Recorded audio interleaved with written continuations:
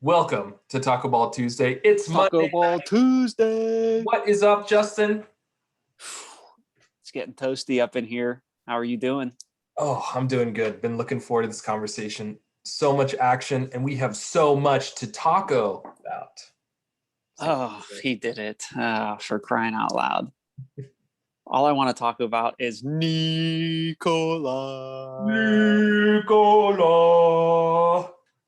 The 2020-2021 NBA My man. MVP. Not only our MVP, but the first big man to do it since Shaquille O'Neal in the 99 to 2000 season.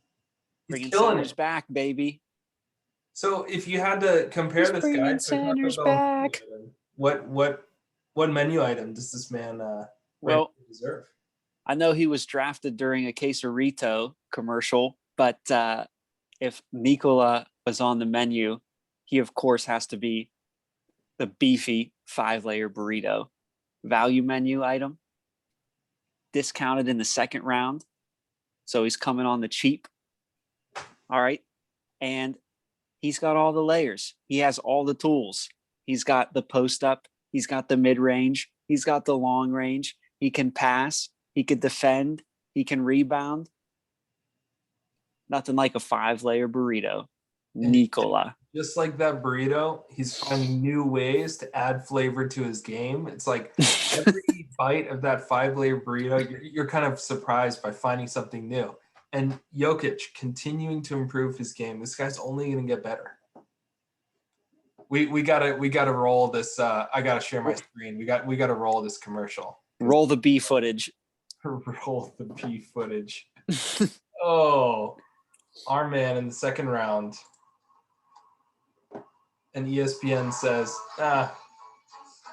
roll the Taco Bell tape.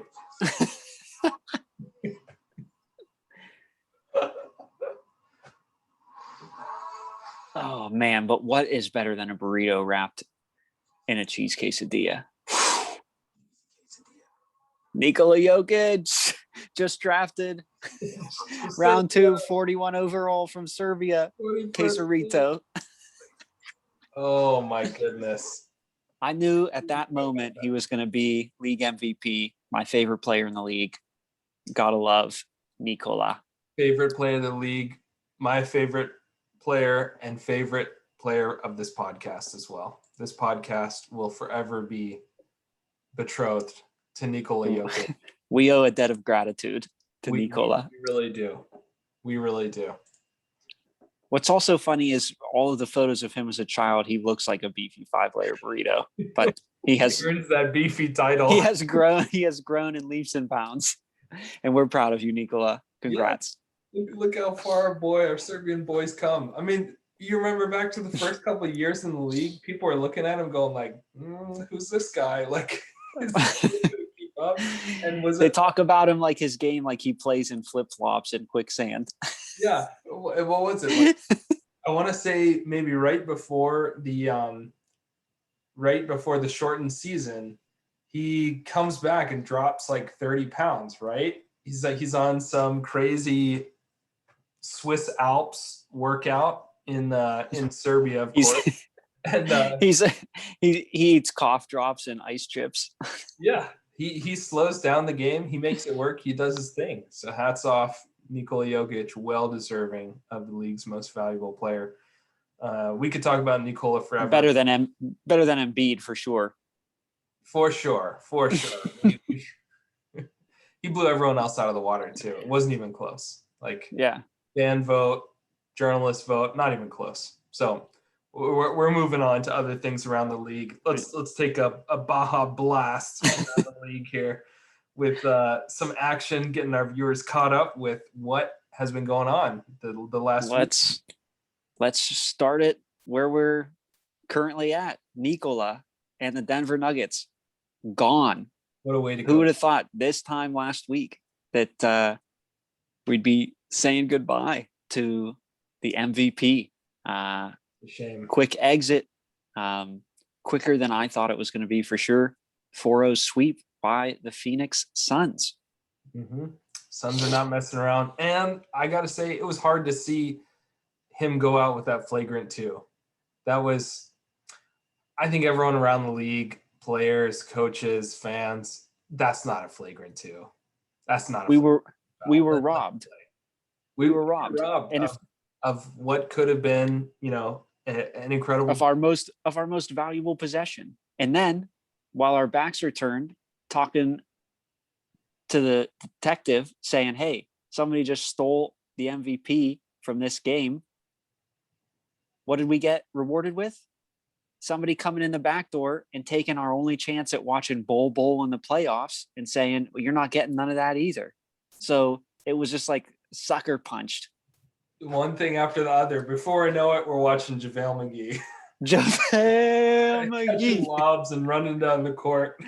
Oh, man. Playing point center, my man, JaVale McGee. So Justin, this series, you're looking at the Suns. What jumps out to you? What jumps off the paper? Is this Sun squad? They're gonna go all the way? I'm not sold just yet. As impressive as they've been, they have played against 2 banged up teams. Round 1, AD, groin, done. LeBron still not as explosive, lingering ankle issues.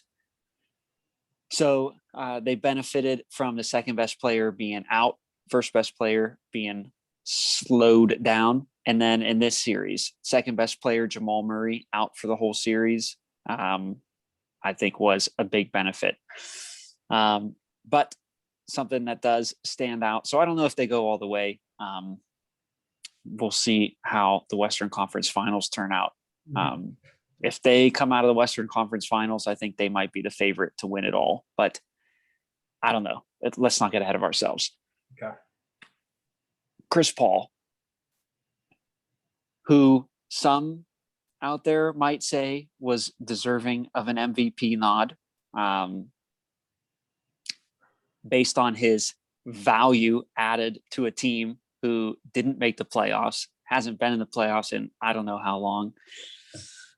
His veteran leadership, as they say, averaged 25, 5, and 10 on 62% from the field, 75% from downtown, and 100% from the free throw line. He went 62, 75, and 100. And he had more steals than he had turnovers in the series. That's just like that is ruthless efficiency right there. But I can't, I'd be remiss if I didn't bring this up. All I've heard about is how everywhere, all the people defending the Chris Paul for MVP, all I hear about is everywhere he goes, this guy's a winner. He makes everybody around him so much better. Well, how come the guy ain't freaking won anything then? I mean, come on, all those years. I could understand when he was with the Hornets or whatever franchise that was in New Orleans.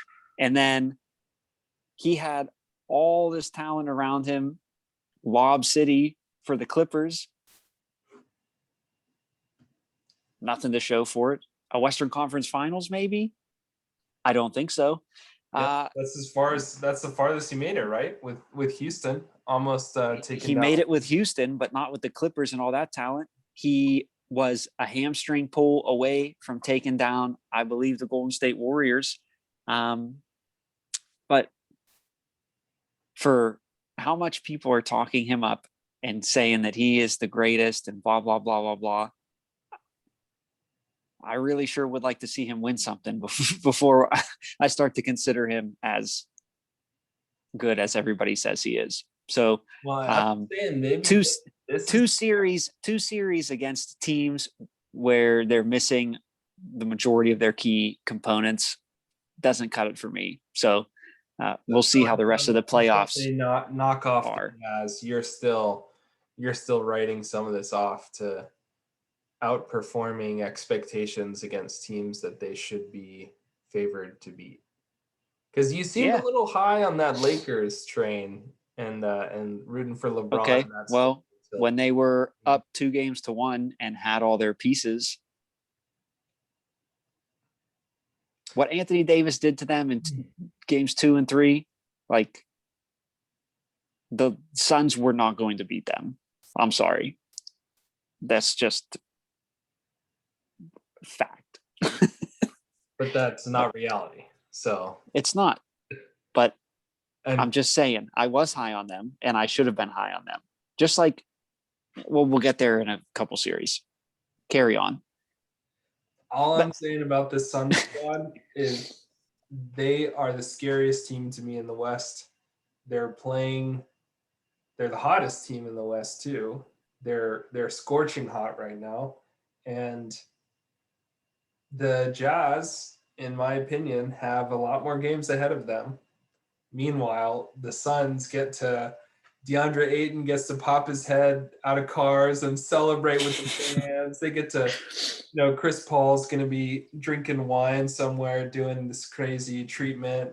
This is going to be a very well-rested Sun squad taking what I think is going to be a pretty beat-up Jazz team coming out of the Clippers series. But all right, once again, we've got another series before we talk Jazz Clippers. We got the Sixers and the Hawks. Do we have any footage first? Oh, we do. Our man Slick the Suns and Nuggets was over about as quick as this fight here. let's roll the music. Hit the music, baby. We got Slick Rick on Twitter.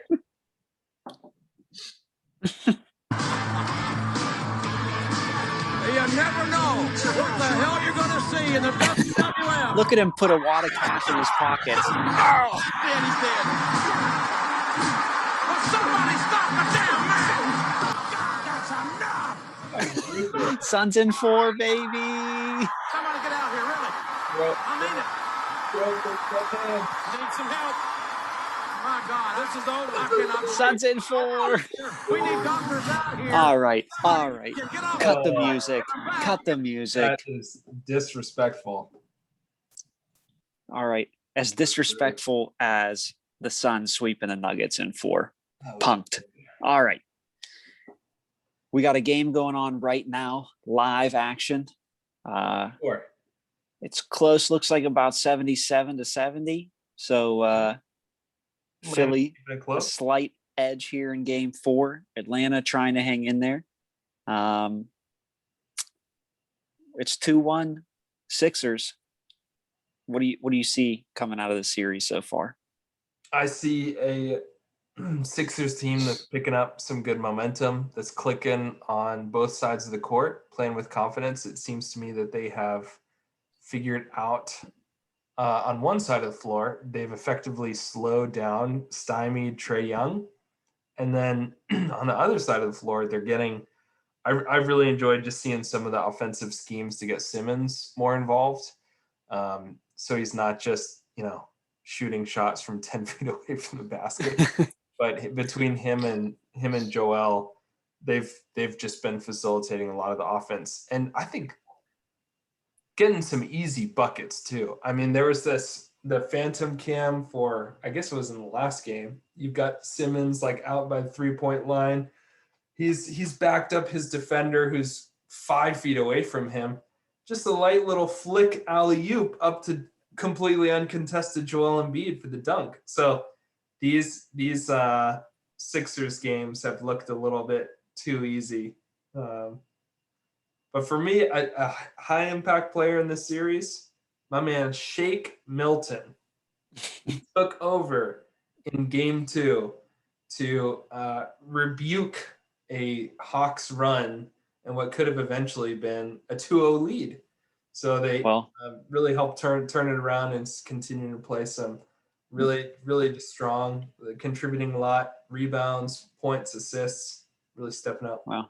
They could use him to take over right now because it's about 77-75 here late in the third. So this one could come down the stretch. A little more punch from Atlanta than I was anticipating. I thought Philly would know what they had to do based on how the last couple games went, and really clamp down on D and continue to dominate. But here we are. It's close.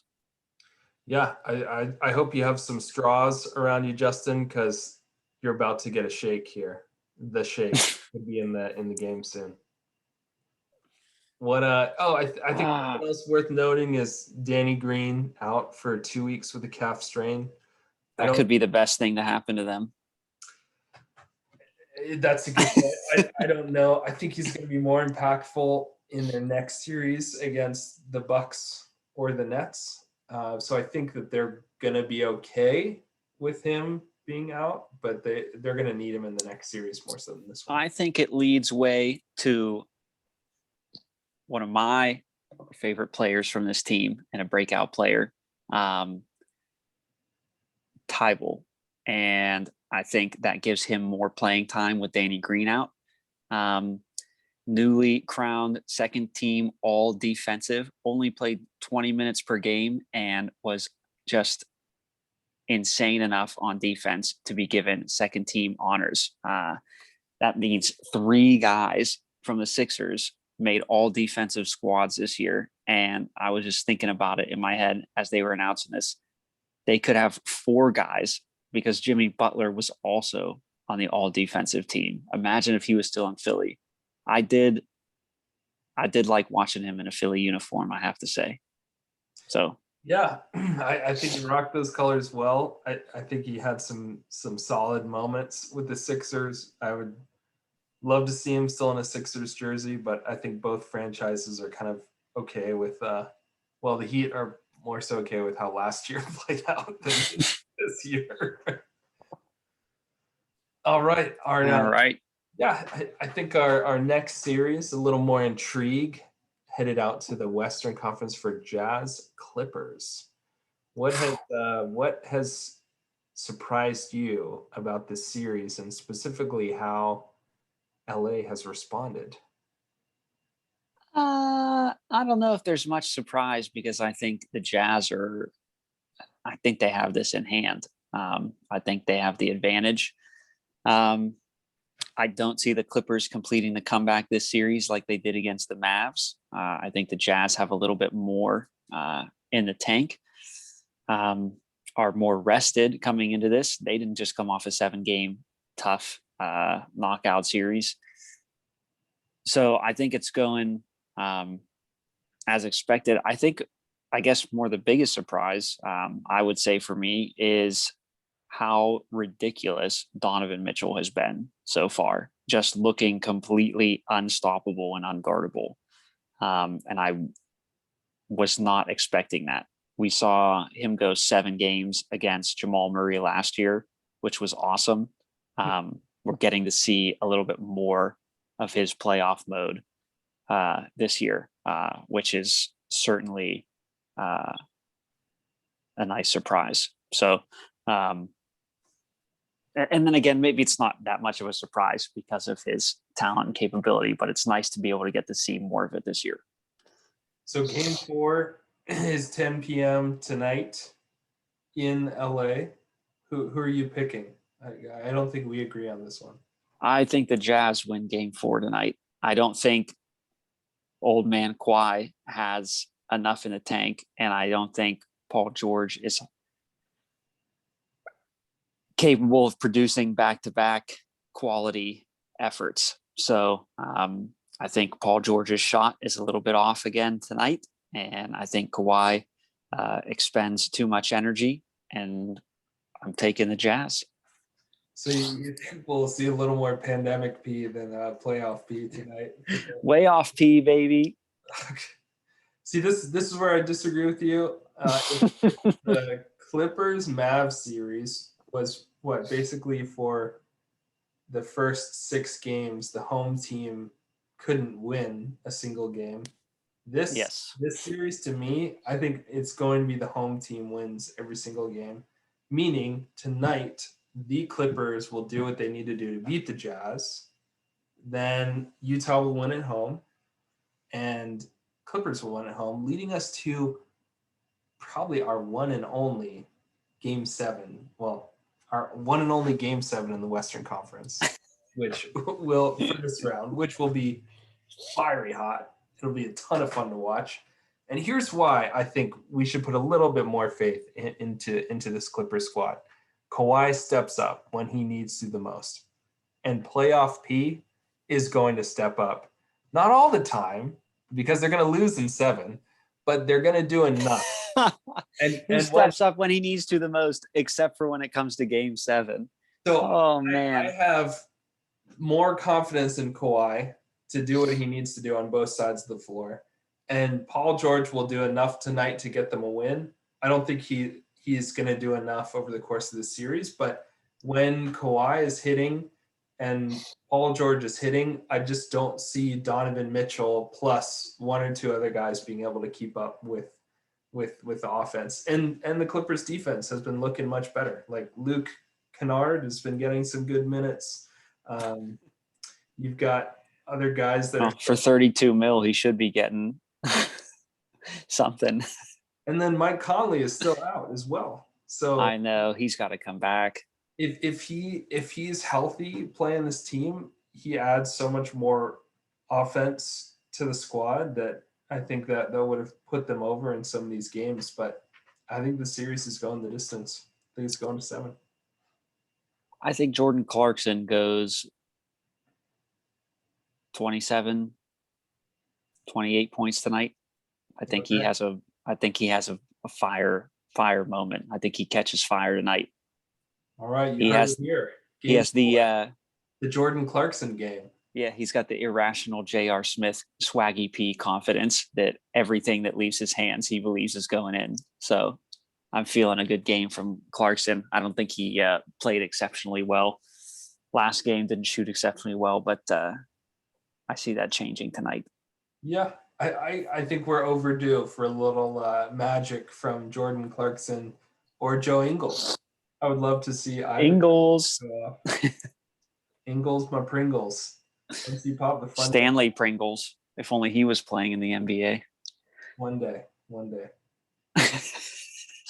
Speaking of Pringles, our next matchup here, our final matchup with, I think, the most intrigue, the most drama, the complete turnaround of event suspense that's leaving us all on the edge of our seats. A 270, a 360, a 1080, what a 920, on a 720, 900. I don't even know what is going on in this series, Justin. They pulled a Tony Hawk and just flipped around. 900, baby. That's where we're landing. Not only a Tony Hawk, but like a botched 1080 attempt into a plant on the half pipe. What's happening? This was a 49-point lead at some point of game 2. And we're sitting here recording this last week at this time, just like so upset that the series is going nowhere because it just looked just terrible. And I don't know. Some home cooking, sleeping in your own bed. I can't really explain it. Obviously, the Nets, I suppose, were due for a slouch of a game, and the Bucks were due to start hitting some shots, some outside shots. But game 3 came and they didn't hit any outside shots again, but they somehow found a way to grit it out. I don't know if necessarily the defense was super stifling in that game 3 as much as the offenses just both really struggled. And the Bucks found a way to win late. I think the Nets have had issues trying to close close games because they don't necessarily know who to defer to, even though it seems quite obvious. But they like to say that they're comfortable with anybody out there taking shots, but clearly they're not. They're comfortable taking them themselves. In which I think at the end of that game 3, you had an issue with who's going to be taking these shots. Next thing you know, you got a guy to keep an eye on, Bruce Brown, wide open, trying to drive down the lane, down 1 late to see what he can do, and just gets totally botched. So, and then game 4, we haven't even hit the. this has been like insane. So game 4 was completely out of control, was so nuts, so intense, exactly what we thought we were going to be getting with the Diablo matchup.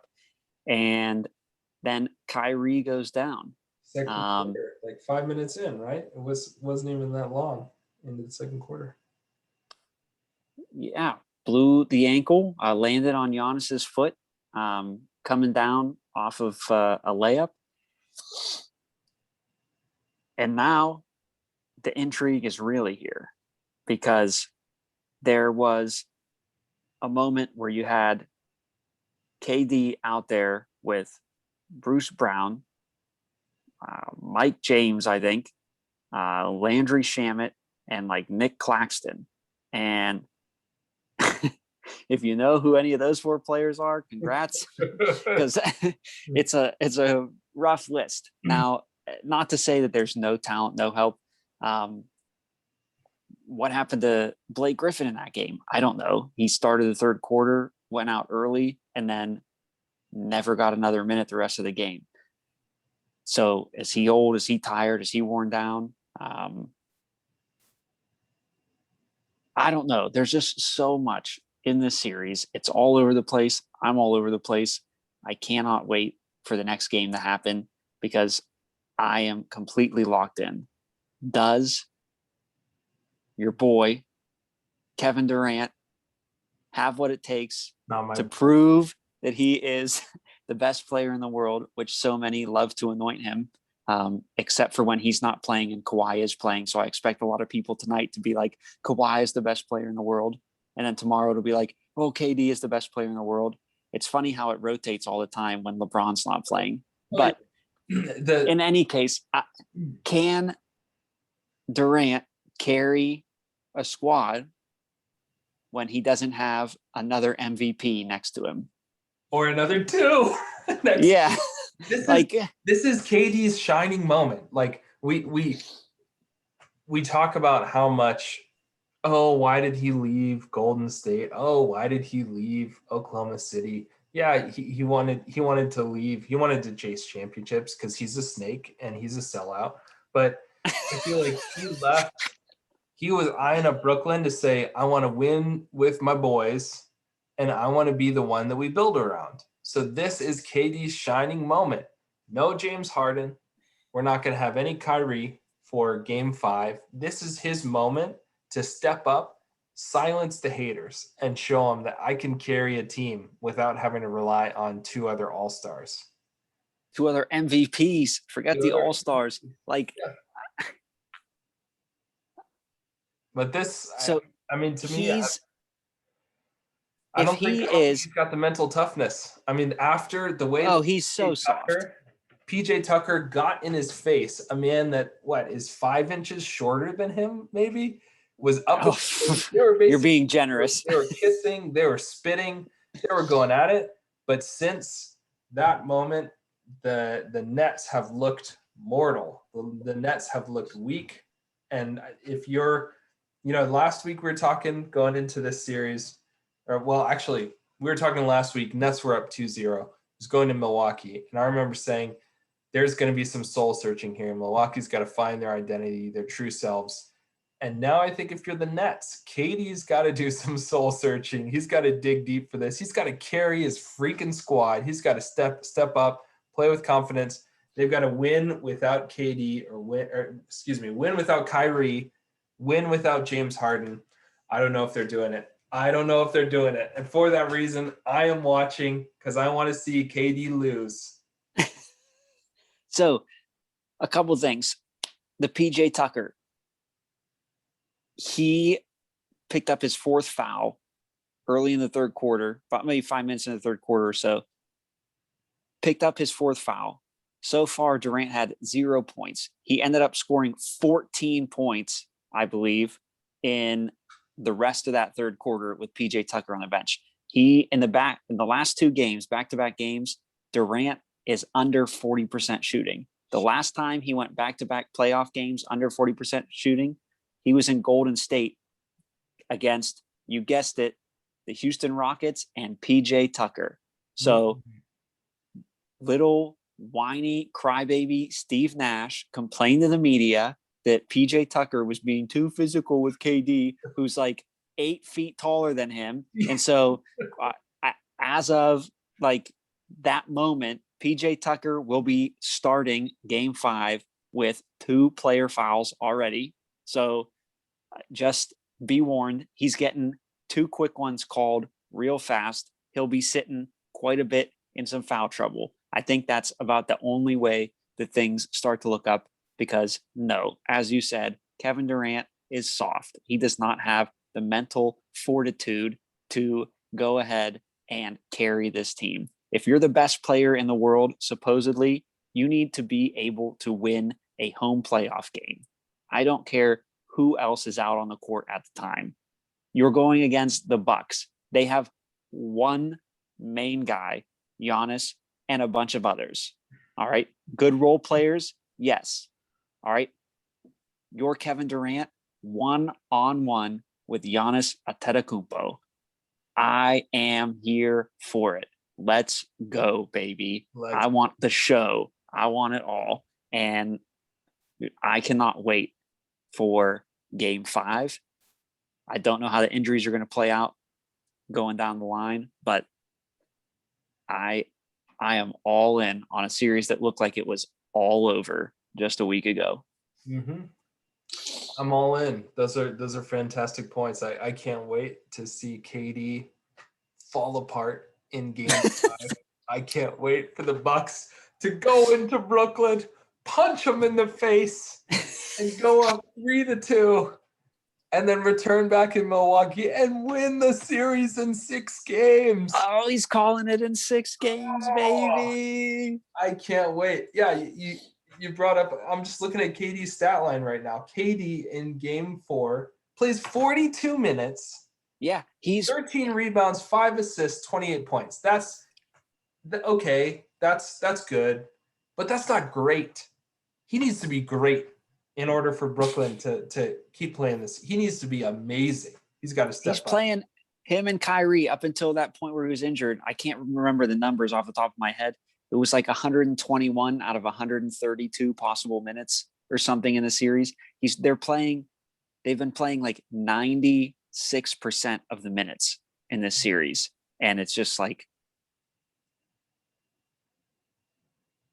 crazy. Do they have it for a team that was like those guys, not the team, but for Kyrie and Durant and Harden, who had been hurt off and on throughout the entire season, resting, taking days off, to have them come out and play them 42, 44 minutes a game is ridiculous. So, I'm here for the collapse. I can't wait. I can't wait. Let's just hope it comes. Game 5, is that tomorrow night? Is that on Wednesday? I'm wondering if I remember this series was being weird. They were giving them like 2 days off in between games. I can't remember if they're going again tomorrow or if they're holding them till Wednesday.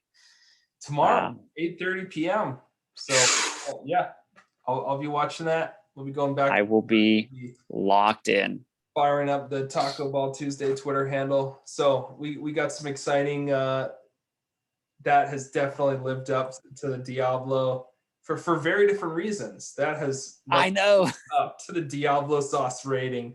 We're locked in. We can't wait. It went from Verde sauce to Diablo sauce, and just like that, overnight, baby.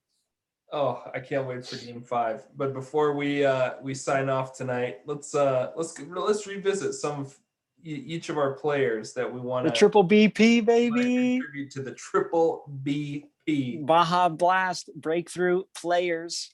Round 2 is here. No real holdovers from round 1. Ayton, he sort of took the backseat to Booker and CP3. So he, as much as he broke through in round 1, he's sort of been overshadowed here in round 2. Who are some names that you haven't heard of or might not know as a casual fan to keep an eye on. I know we mentioned them briefly in these stints. Yeah, quick reminder. For me, I'm going back to my main man on the Sixers, Shake Milton. Silky smooth offensive game, contributing all different ways. For me, he was really the spark plug in game 2 that ignited the Sixers to take out the Hawks and really ignited an offensive run that took him over in that game. I mean, his numbers haven't been otherworldly, but for that, at times, that Sixers squad, the offense can get a little stagnant, and he has come in and really provided a spark. He did the same thing in game 3 as well. And I think he's been averaging somewhere around 15 points in the series. So he is, for me, he's on that value menu, who's playing real solid for a player that is not getting a huge contract and not too many people have heard of. Shake Milton. Shake Milton, baby. Triple BP. Be on the lookout. Who you got? All right. I'm going to stick with the Sixers. Matisse Thybulle. All right. His defensive prowess. You might not recognize him, but you're going to hear his name a lot because he is all over the court. So if you're tuning into those Sixers games, you haven't been paying much attention. You're like, oh, I know Embiid. I know Simmons. Most of you know Tobias Harris maybe, but you're going to hear a lot of Matisse Thybulle. So triple BP there for the defense all over the place. And mentioned briefly in that Nets series, I got that Bruce Brown. He's got a decent offensive game with Kyrie and Harden out now. He's going to be getting heavy minutes. He's got the capabilities of scoring. So we will see perhaps a higher dose of him. He had a pretty good game 3 up until the blunder there at the end where he went for glory himself rather than finding either KD or Kyrie Irving to take a shot down 1 with like 10 seconds left. So keep an eye out. Bruce Brown going to get some long minutes. Could put up some decent numbers here in the next couple games. Yeah, have an opportunity to step up and be the second leading scorer behind KD. All right, my man. As always, follow us at Taco Ball Tuesday on Twitter and Instagram for game commentary and memes, our favorite clips, images, quotes from the playoffs so far, our love for Taco Bell. Over the next week, you feel yourself a little parched.